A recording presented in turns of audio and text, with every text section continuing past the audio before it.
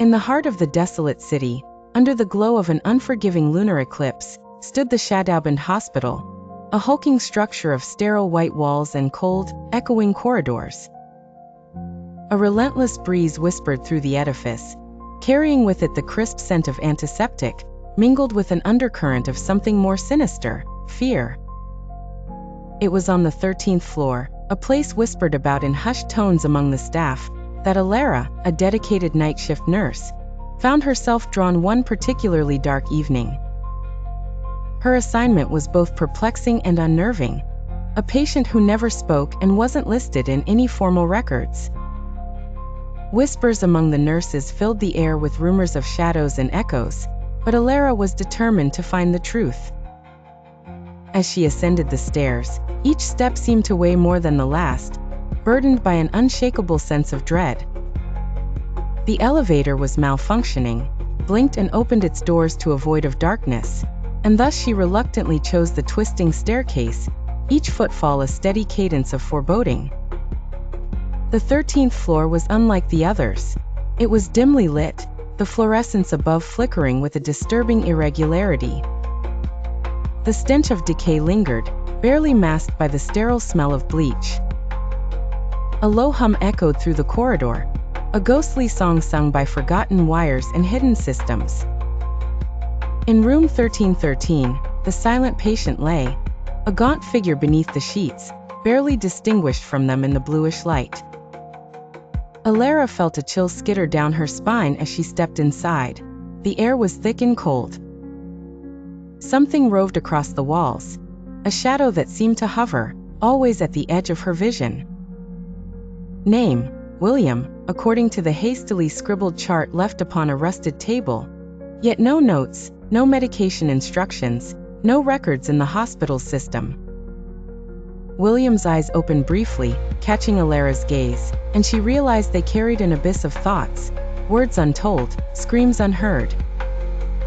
Elara's task was minimal: watch, attend, keep silent. Yet an innate curiosity drove her beyond compliance.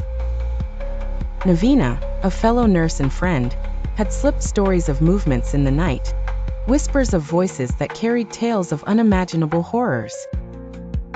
Elara dismissed them at first, until she sat by William.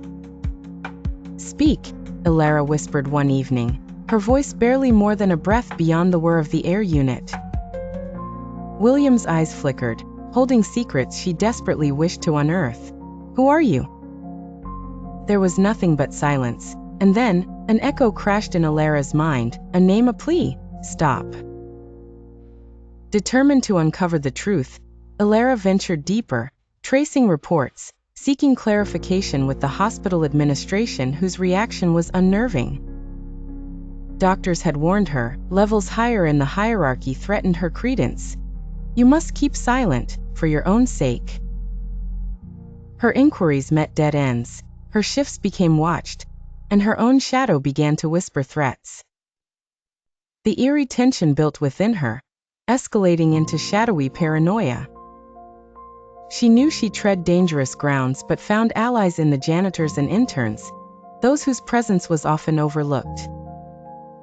They spoke of cover-ups, experiments lost in the folds of time, and patients like William, victims caught in bureaucratic snares.